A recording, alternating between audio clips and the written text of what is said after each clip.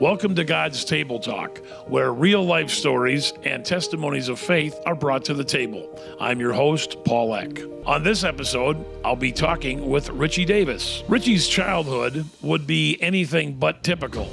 After losing his mom at 3 years old, he moved in with his grandma in southeast Missouri for a few years, then lived with his dad and stepmom for a few years before winding up with his aunt and uncle. It was his grandma, Maudie, who first exposed him to the church and Jesus at the age of 5.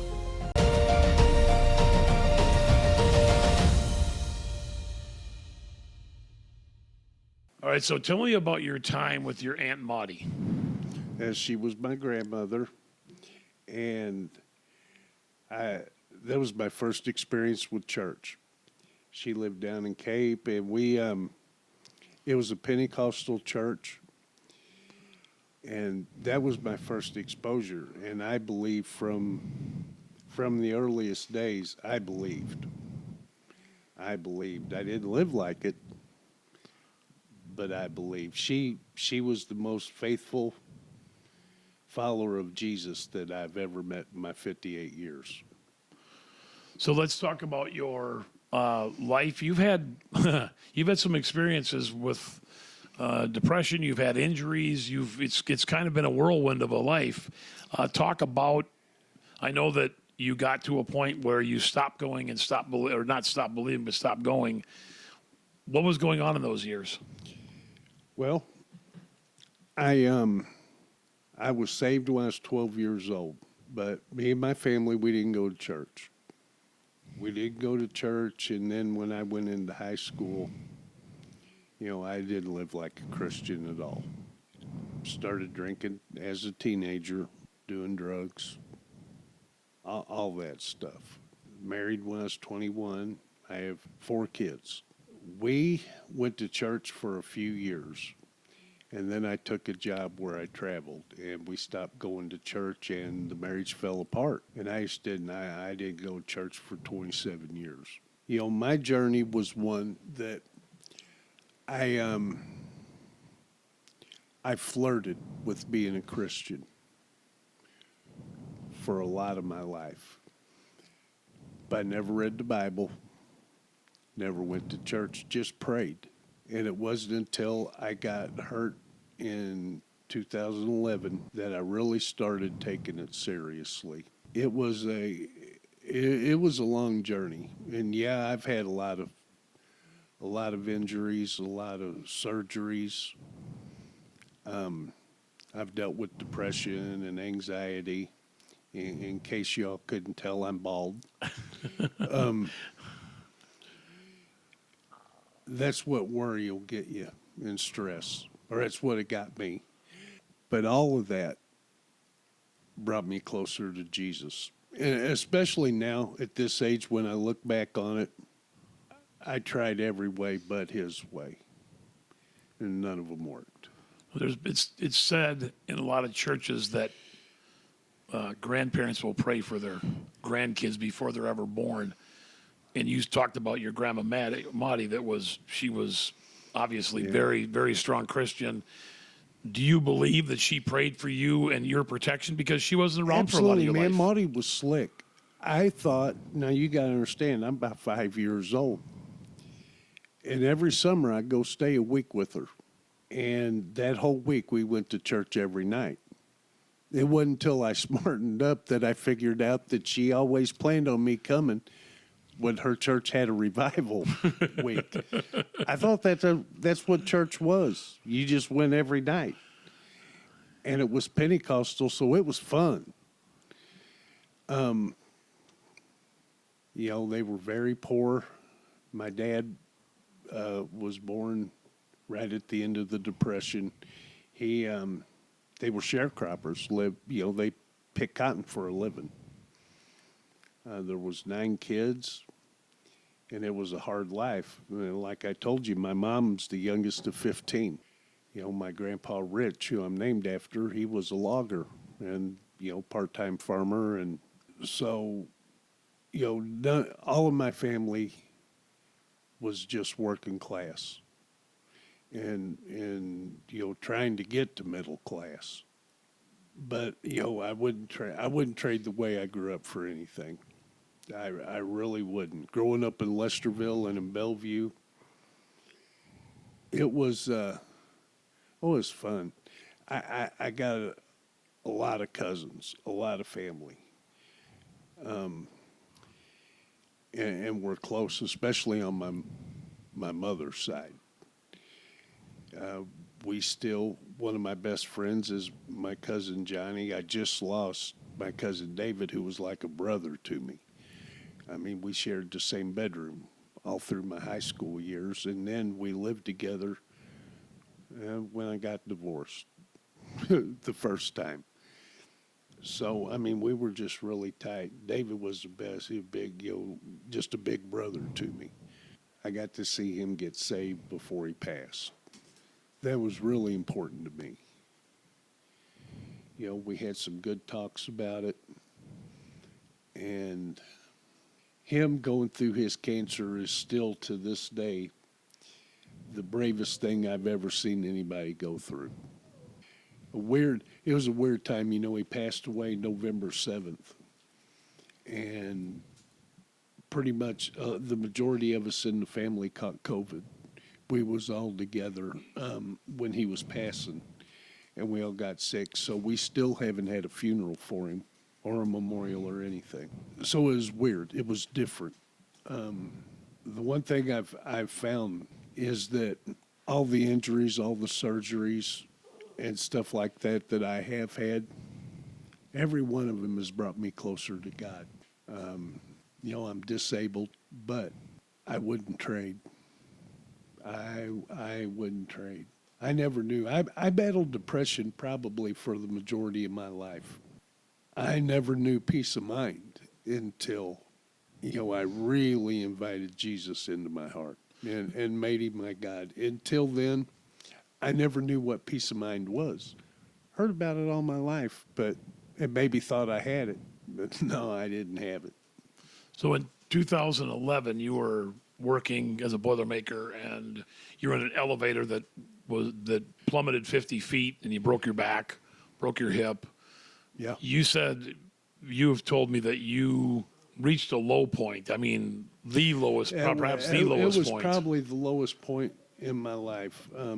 Take me back to that as far as your conversation that you had with God. Well, there was one in particular, but there was a lot of questions.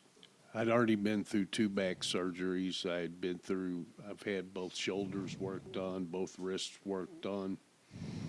They're wanting to do my back again, and I'm just not ready for that. I don't have any hardware in me yet, and so I'm putting that off as long as I can. I have good days. I have bad days. When the bad days outweigh the good days, then maybe I'll do something about it. Yeah, I mean, I was as low. I loved my job. In fact, now that I look back on it, and me and Emily's talked about this a lot, I put all of my self-worth into being a Boilermaker. It's just, I loved it. And when that was snatched away from me, I felt like I had nothing. I had my wife, I had my kids, so I was blessed and didn't really know it. But that's when the depression really hit hard, the stress, the anxiety. That's when my hair fell out. And if it hadn't been for God, I wouldn't have made it. I don't know if I'd have made it through that. This may be a hard question, but I'll ask it anyway. Do you believe God allowed that to happen to get your attention? As far as, having John the Baptist said it, and I believe it. Nothing happens on this earth unless God allows it. And you're talking to a guy that believes every word of the Bible. So in my mind, yeah, he knew it was going to happen, and he also knew it was going to bring me closer to him. And in the end, that's really all that matters. I mean, it's funny, really, or sad that I had all of my self-worth, all of my identity wrapped up in my job. Where is it now? Basically. Where's your identity at now? It wasn't work, and I'm a follower of Jesus. That's my identity. That's who I am now. And I can tell you, when me and Emily first went to the Church of the Nazarene, from the first day I felt at home. It's the first time I've really ever felt like I had a church home. I'd told you that before. And even then, it's a process. You know, I'm not the same guy I was 4 years ago. And at times it's been a rough 4 years, and at other times I can't believe how incredibly blessed I've been these last 4 years. I mean, when I set my foot down and decided that I was going to change, I was going to do this, I was going to become a Christian, something I'd always thought I was. I was the furthest thing from a Christian. That's when Satan really put me to the test to see if I meant what I said. I went through my oldest son 6 months after I started at the church. So in May, actually it was, May of 2017, he'd went into a coma. All I could think of, I was sitting right over there where Andrew is now. Got the phone call from the emergency room. He lived in River Falls, Wisconsin. It's 11 and a half hour drive, even if you're going 100. And I can tell you, now by this time I'd been going to church about 5.5 months, and, thought I was doing good. And that's when, the trials really started. But I also seen God's hand in it. I'm going to tell you, as soon as I hung up the phone from that emergency room, I hit my knees and begged God to take me instead. I felt like, hey, I'm good. Me and Jesus is good. Just take me. I was playing Let's Make a Deal. Couldn't get a flight up there till the next day, so I drove it. I don't even want to go into all the deals I tried to make with him on the way up there, but let's just say I was Monty Hall at his best. They called me. They called me before I left the house, and they called me on the way up there wanting to know about a DOR. I think that's what it's called, where if he codes... DNR, do not resuscitate, Yeah, which freaked me out. I mean, How old was your son when that happened? How old was... He had just turned 31. Okay. Yeah, I think that's right. That was in May of 17. He just turned 32. He had gotten saved probably about 10 years before that. I'm still not sure what happened, but he got off into drugs. He had followed me into field construction. He was a union carpenter, scaffold builder. So he traveled a lot. But getting back to how I seen God's hand, they didn't think he would live. He had a blood sugar of over 1,600. Wow. A body core temperature down in the 80s. I mean, just the list goes on, and they just didn't think he would make it. I actually was the first one to get there at the hospital, and he pulled through. And I knew right then that, that was a miracle from God. The intensive care doctor, because he was in a coma, told me, he said, I can't tell you why he's alive. Well, I knew. That was in May. In September, he went into another coma. And it put a lot of stress on the whole family. The whole family. People that was trying to help me, I was biting their heads off, friends and family. And I brought him home with me after that one, even though he had all kinds of legal trouble up there, and I wound up driving up there a couple times for court. And he got that settled, and he come down here, and he couldn't quit using, so I had to cut him loose. He went and stayed up in St. Charles with another cousin of mine that I grew up with down in Lesterville, and went into another coma. And that was in May of 18, I'm thinking, and I could be off on that. But when that one was over, I had to tell him he couldn't come here and live with me anymore. That might be the hardest thing I've ever done as far as my kids. I could go through a lot. I never wanted that for my kids. But that last coma, I left, you was there, I left church. No, that's not true. Because it happened on a Thursday. I knew I had to turn him over to God, is what I'm trying to spit out here. Yeah. And I was trying to fix everything. And my kid, I can take care of him. No, I mean, yeah, I'm praying, I'm going to church, I'm doing all that stuff. That was the first time that I really turned everything over to God. Gladly, it's in your hands. I can't deal with it. And I'll never forget this. Yeah, on Saturday, they was, releasing him from the hospital. And he had called me. I told him I wasn't going to come pick him up. I had a previous engagement at the church. The women were having a breakfast and we were serving them. And I was a wreck. I just was. Well, Emily, bucket mouth, had got together Dawn and there was a couple other ladies there and had told them what was going on and they started praying for me. Now, I tried to run out of there, but Dawn wasn't having none of it. Made me stay put. I'm telling you. When they had finished, of course, I'm crying. The women are crying. It's like a Hallmark commercial. And it wasn't 2 minutes, my phone rang. And it was my son telling me, listen, I don't know who's praying for me, but tell him to keep it up. Because a side note, he's a type 1 diabetic.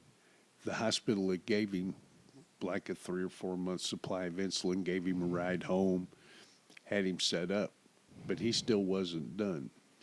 And he finally figured out that I meant business and that he was in God's hands, for better or worse.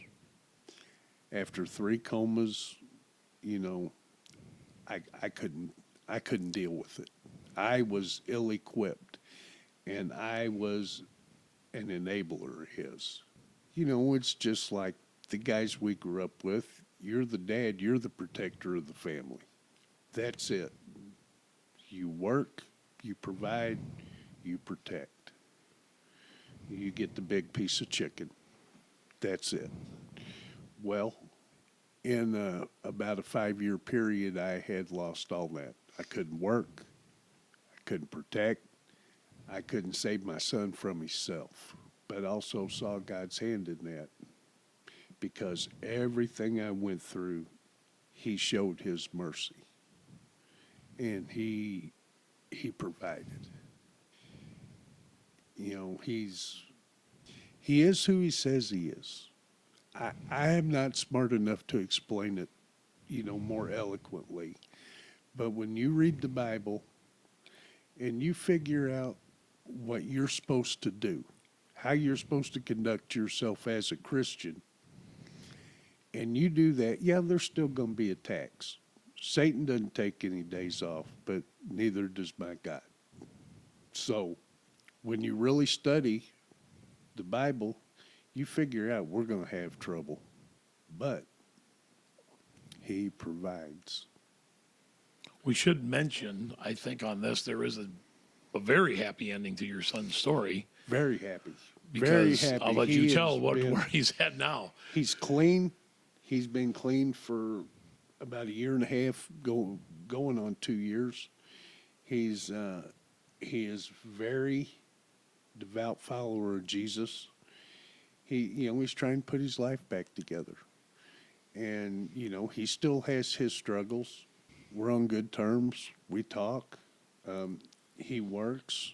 It was just, he went through that stuff just like I went through my stuff with my injuries, my health problems, all of that. He had to go through it himself. I couldn't go through it for him. But it's brought him closer to God. And I'm very proud of him. I'm proud of all my kids. That's one of the many ways that I've been blessed. I have 4 healthy kids. I got 3 healthy grandkids. I mean, I'm living a blessed life. But here's the thing. I know where it comes from. I know that he provides. He just does. And, getting into the evangelical thing, when you're trying to witness to people, and it's hard sometimes. Nobody wants to talk about Jesus anymore. I used to drink. I used to party. I used to go to bars. Well, I quit that. I left it alone. Cost me a lot of friends. But you wouldn't trade it for what you got now. Not in a million years. Not in a million. You talk about, you talked about partying and all that. I know that because you and I are friends, one of the things that you have to deal with is that you're one of these people who like to get into fights, and you had an anger issue and stuff. Can you talk about how over the last few years God has kind of has calmed that in you? You don't have that. It's peace of mind. I wasn't always a fighter. I mean, I got picked on as a kid. I finally decided I'd had enough of that. That's what happened. I mean, and I've made some pretty good sized mistakes over it. Got in trouble at a job, got fired from a job for it. And I'll tell you, the difference is when God says, he'll be the judge, leave it to him.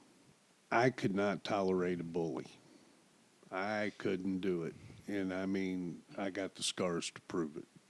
But being a Christian's tough, man. I mean, it's not easy because we're supposed to love. We're supposed to love our enemies.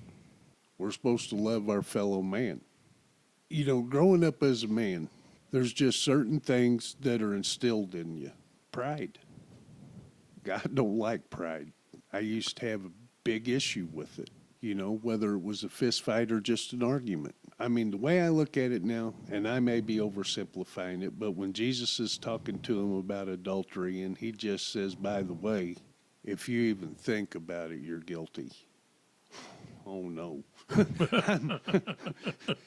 I mean, I kind of apply that to all the sins, but he will change your heart.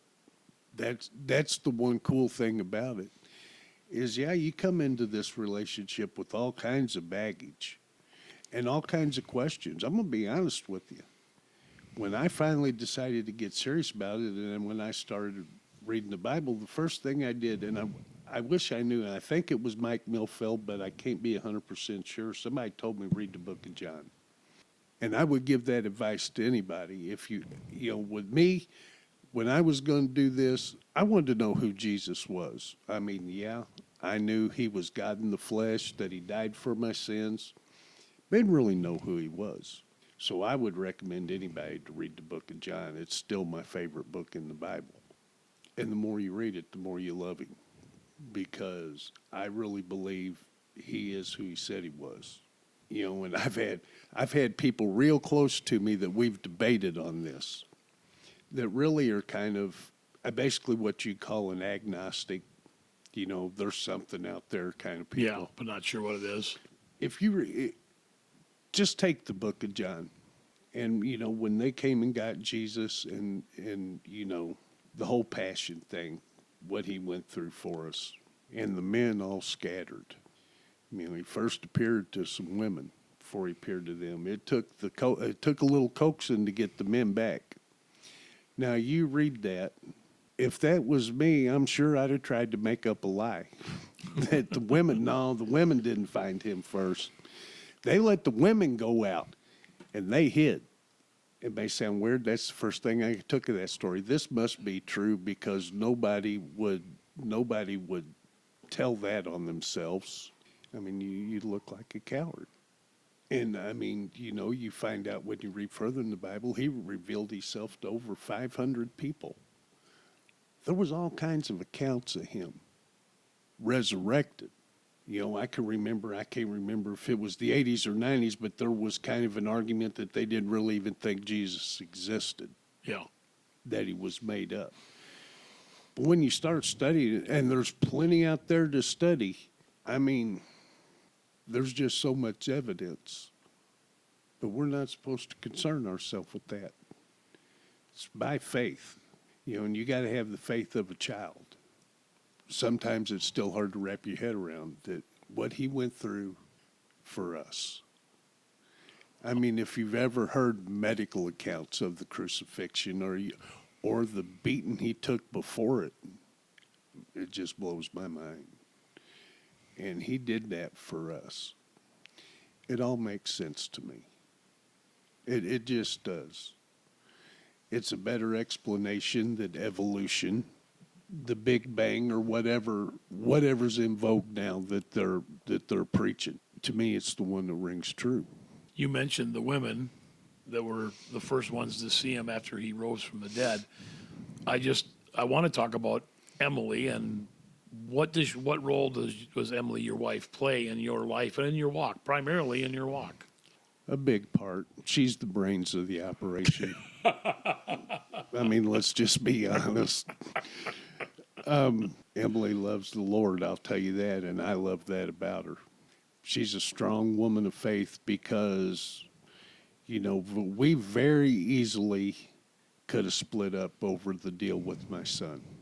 It was on shaky ground. And thank God she was smart enough for the both of and strong enough for the both of us that we just, she clinged to God harder, and then I started clinging harder. And I'm sure it was her prayers that brought me to my senses and let me see things for what they really are. My heart wasn't in the wrong place, but my head was. And to really trust God, I gave him my son. He gave me his, and my son's alive. All three of them comas, they told me wouldn't make it. 3. But when I gave him over to the Lord, I meant it. Let me tell you, I had a lot of people mad at me. A lot of people. Other than accepting Jesus into my life, it's the best decision I ever made, was turning Eric over to God. It was hard, but it was the best. So you had talked about the fact that your identity was in your work until you got injured and could no longer work. What is your identity going to be now from here on out till that time comes when you are called home? Now I really hope that people see me as a Christian, as a follower of Jesus. I mean, that is where my heart is. Used to be playing center field for the Cardinals. Now, it's all that matters.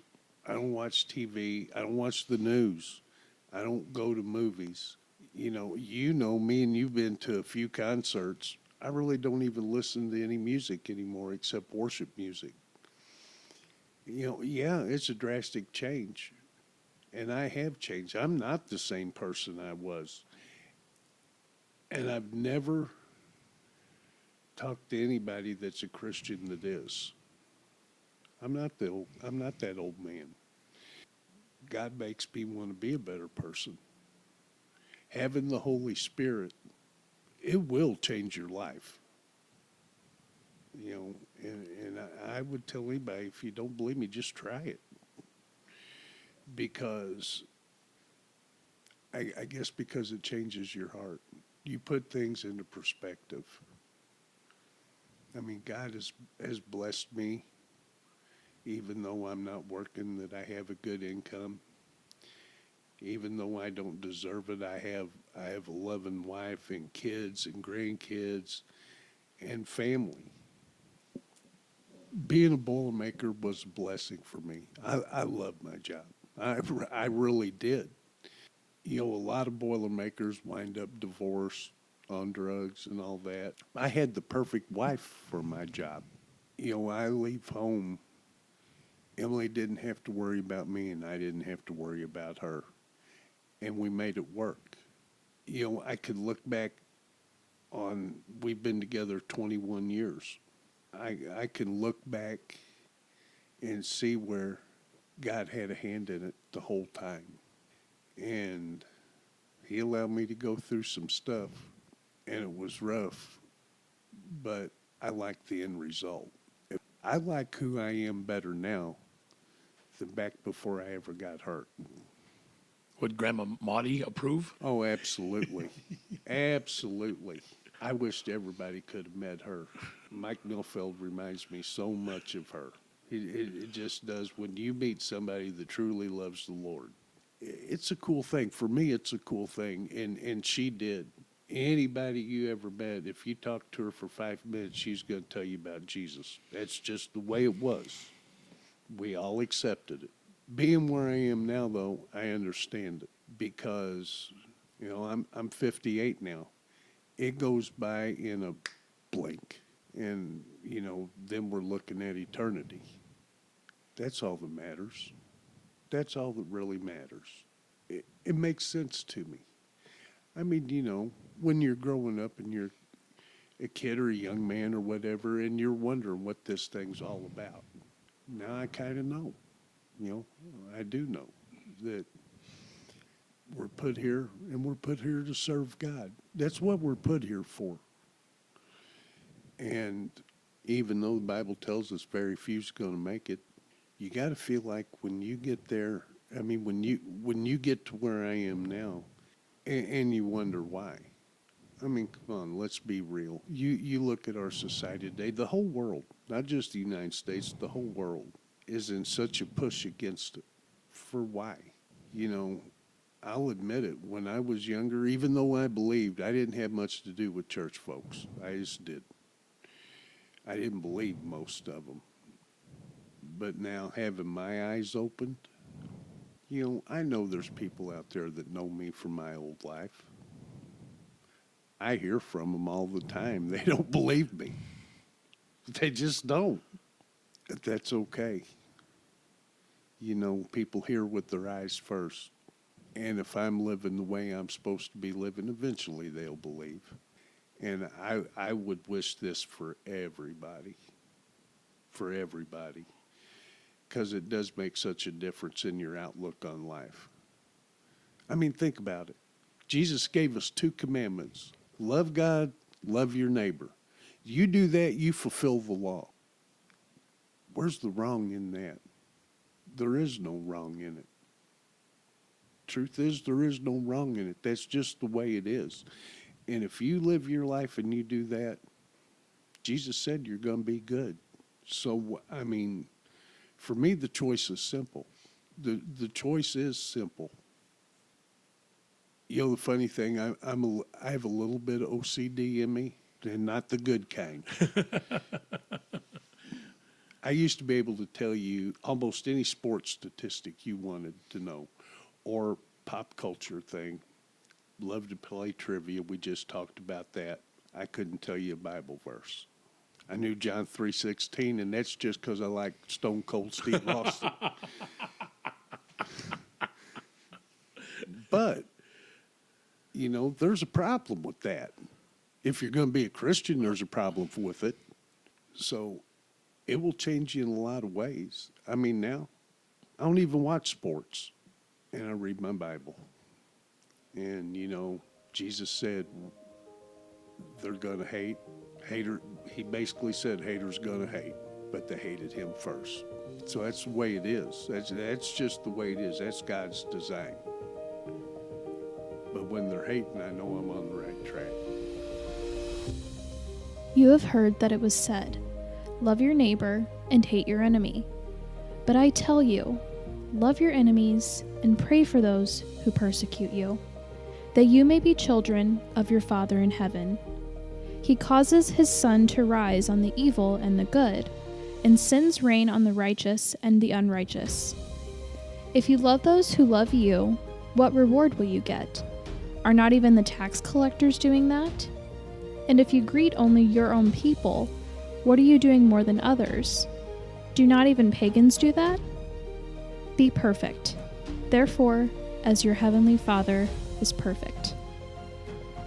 Matthew chapter 5, verses 43 through 48. Thanks to Richie for joining us on this episode of God's Table Talk. I hope you enjoyed this visit. Don't forget, you can subscribe to God's Table Talk on Apple, Spotify, and Anchor. You can also watch the interview on YouTube. Join us again next time for another episode of God's Table Talk. I'm Paul Eck. Be blessed, but more importantly, be a blessing.